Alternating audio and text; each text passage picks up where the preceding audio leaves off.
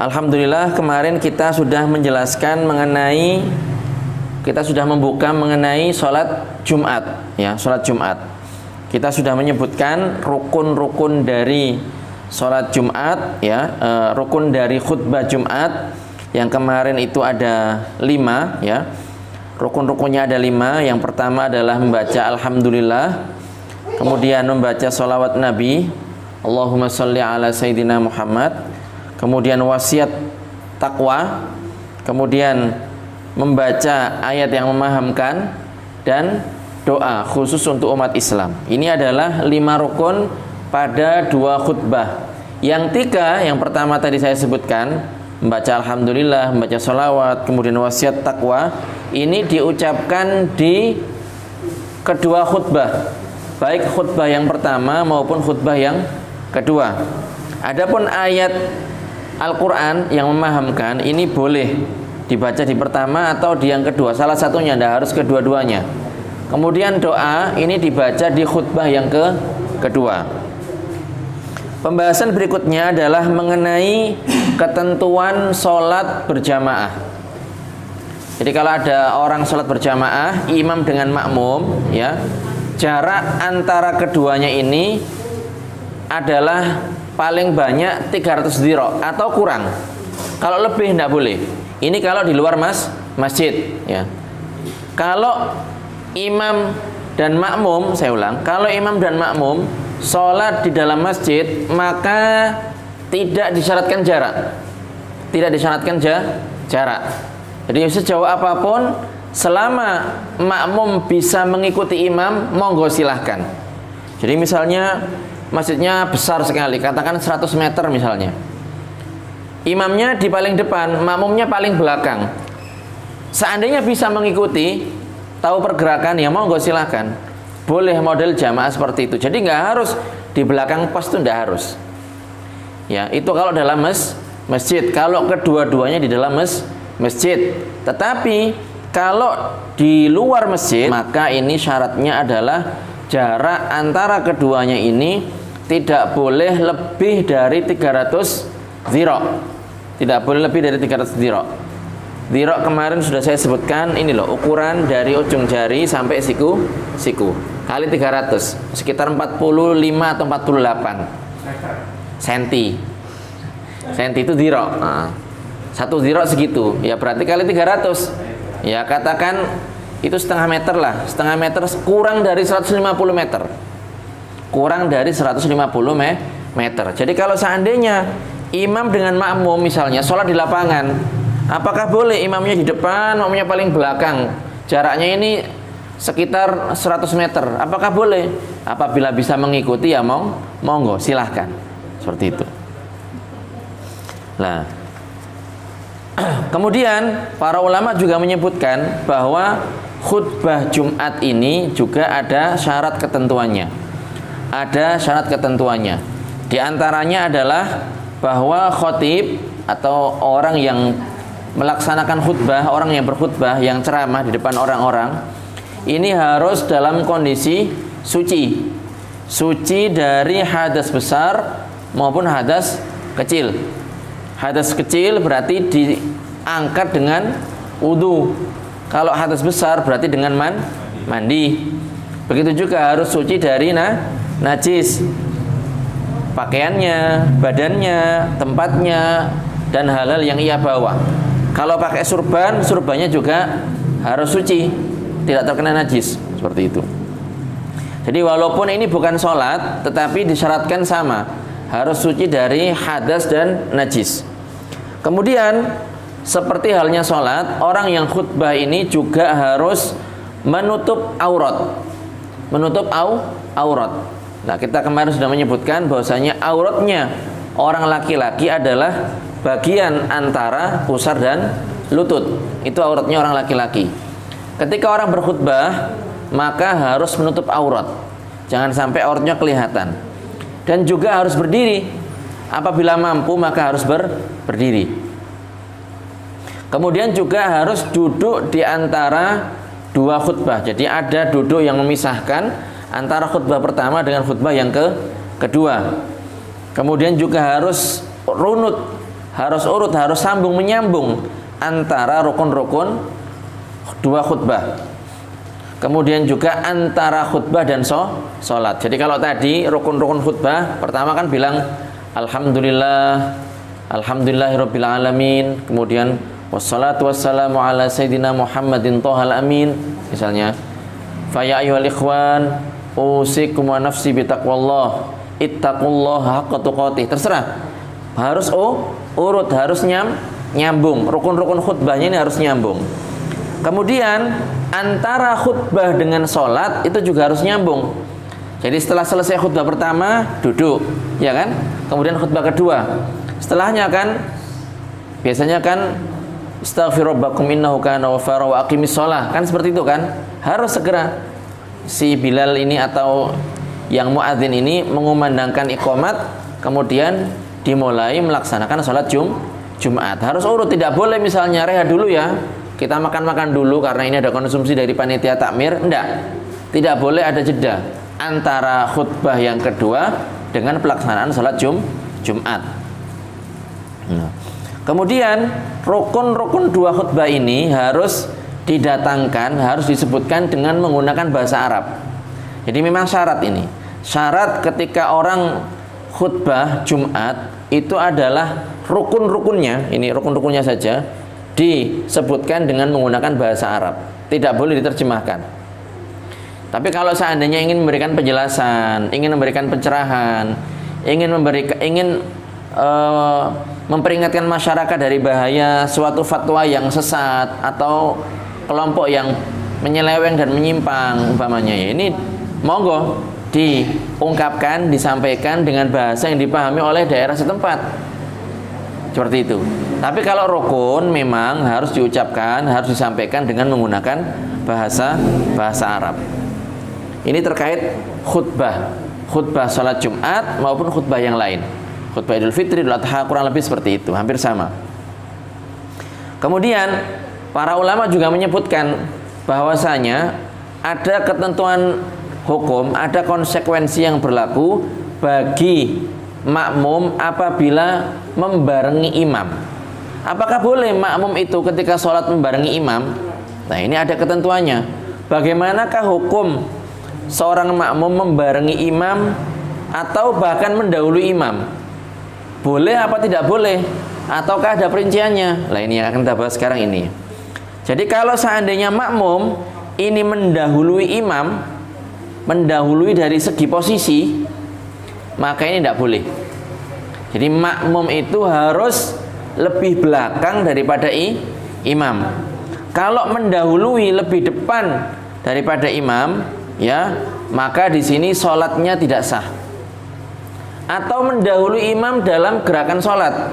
Misalnya imamnya belum takbir, belum mengatakan Allahu Akbar, makmumnya sudah takbir duluan. Maka di sini juga kalau dia niat sholat berjamaah dan menyambungkan sholatnya dengan orang yang di depan dijadikan imam, maka sholatnya tidak sah.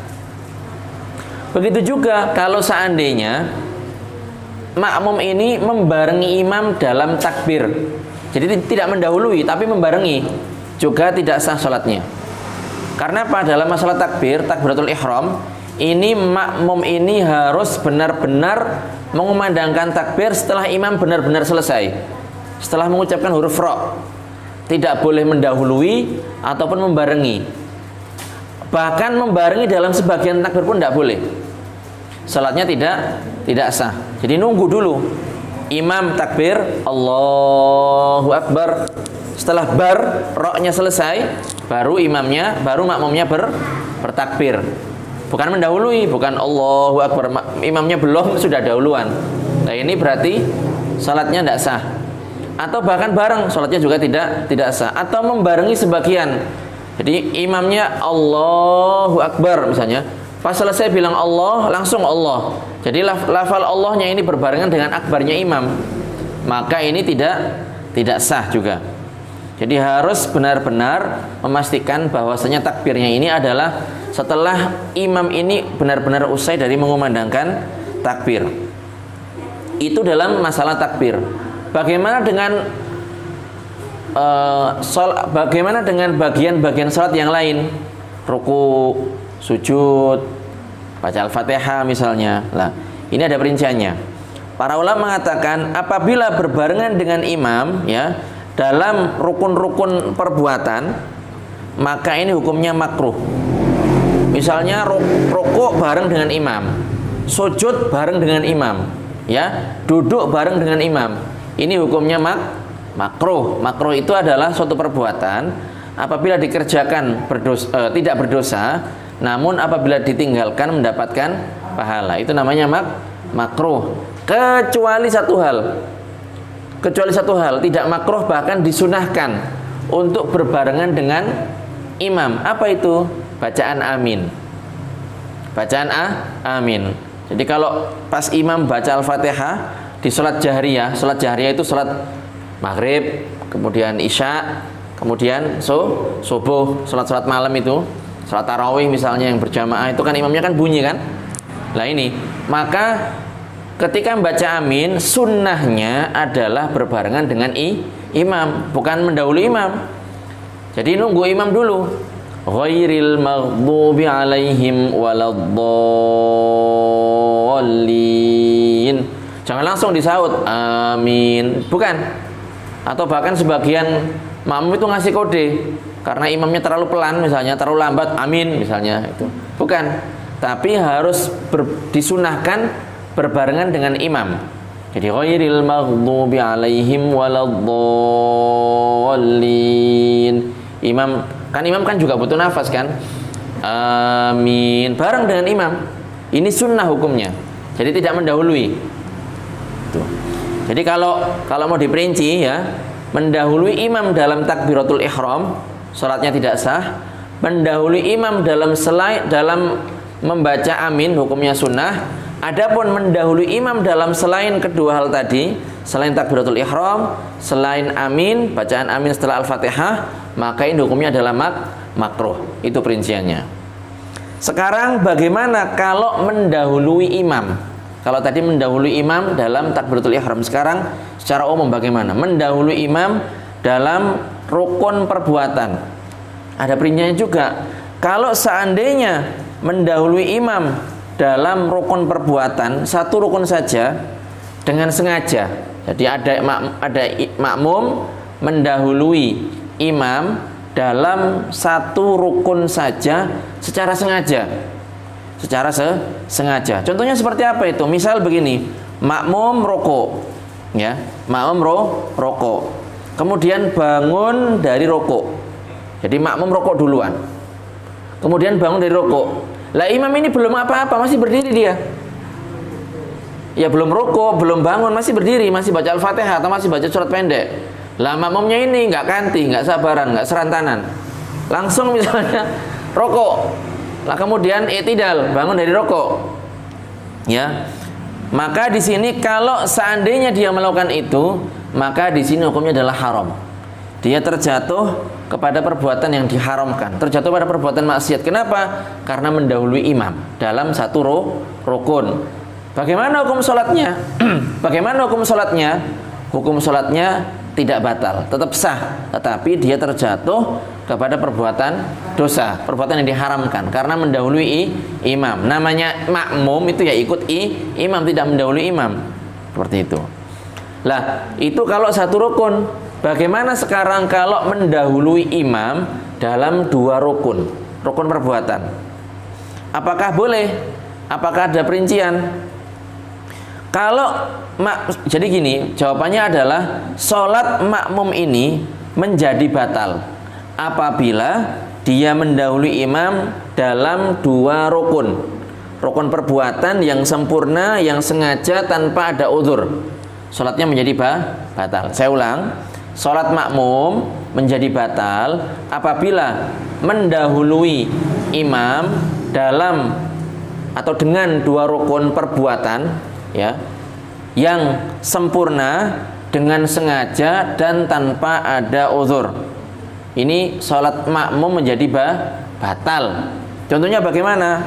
Misalnya begini, makmum rukuk, kemudian i'tidal, kemudian langsung mau merunduk untuk sujud. Sedangkan imam ini masih berdiri. Belum rokok, belum i'tidal, belum ngapa-ngapain. Masih berdiri, masih baca surat. Tapi makmumnya ini sudah mau turun ke sujud. Maka di sini sholatnya si makmum ini batal apabila sengaja. Ya, apabila sengaja dan tidak ada uzur. Seperti itu. Lah, itu apabila mendahului. Bagaimana apabila jika telat? Jadi kalau tadi kasusnya mendahului, sekarang telat. Jadi imamnya ini sudah jauh. Tapi makmumnya masih di situ-situ saja. Ini namanya telat. Bagaimana kalau seandainya makmum ini telat dari imam? Jawabannya adalah apabila makmum telat dari imam dengan dua rukun, ya, dua rukun perbuatan dengan sengaja tanpa ada uzur, maka di sini sholatnya juga batal. Jadi sama dengan perincian ketika mendahului imam. Jadi dalam hal mendahului imam atau telat dari imam, apabila dengan dua rukun perbuatan yang sempurna, ya, yang dengan disengaja tanpa ada uzur, maka di sini sholatnya batal. Mau dia mendahului imam atau dia telat dari imam. Nah, contoh telat bagaimana? Contoh telat di sini adalah ya tinggal balik saja. Imam rukuk, kemudian imam i'tidal, kemudian imam sudah turun untuk menuju sujud. Lah makmumnya masih berdiri, padahal tidak ada uzur. Maka di sini sholat makmum batal. Bagaimana kalau ada uzur? Akan saya sebutkan contoh uzur di sini. Kalau seandainya telatnya ini dikarenakan uzur, karena misalnya baca Al-Fatihah, ya, memang bacaannya ini pelan umpamanya, bacaan makmumnya misalnya cepat misalnya, maka di sini sholatnya tidak batal, ya, sholatnya tidak batal. Tetapi bukan berarti dia ini bisa baca sesuka hati, sepelan-pelannya, enggak, tapi ada ketentuannya. Yang penting jangan sampai ketinggalan imam lebih dari 3 rukun sholat. Kalau seandainya ketinggalan imam lebih dari 3 rukun sholat yang panjang, maka di sini ada pembahasan lain, ada hukum lain. Tapi selama belum seperti itu dan karena udzur membaca Al-Fatihah umpamanya, maka di sini sholatnya tidak batal. Sholatnya tidak batal. Nah, dikit lagi, para ulama juga menyebutkan bahwasanya ketika sholat berjamaah ini ada syarat-syarat sah menjadi makmum, menjadi sholatnya ini dikerjakan secara berjamaah. Syarat-syarat sholat berjamaah, ya. Di antaranya adalah makmum ini harus tahu perpindahan imam.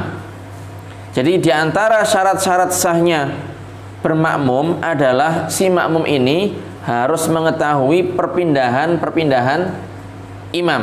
Jadi kapan imamnya ruku, kapan imamnya sujud, kapan imamnya duduk, kapan imamnya bangkit mau berdiri dan seterusnya. Nah ini bagaimana tahu? Tahu ya dengan cara melihat langsung di belakangnya imam. Kalau musola ini ya masih terjangkau lah, walaupun belakang masih tahu imamnya, ya kan? Jadi dengan lihat imam langsung atau dengan mendengar suaranya.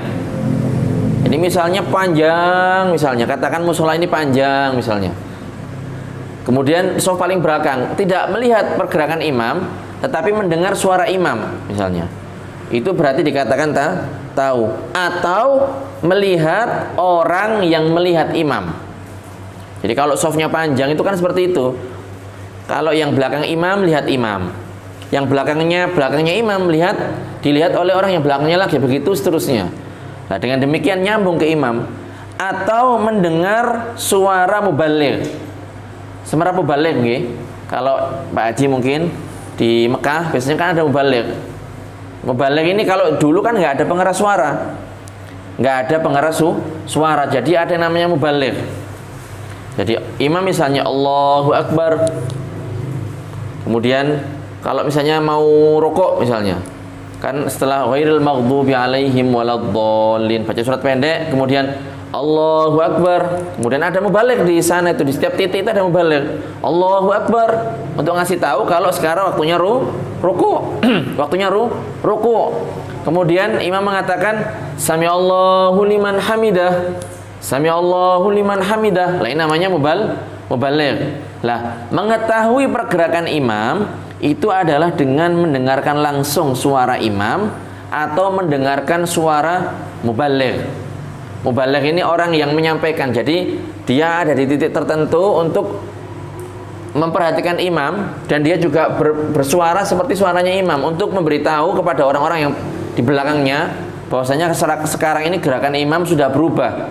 Seperti itu.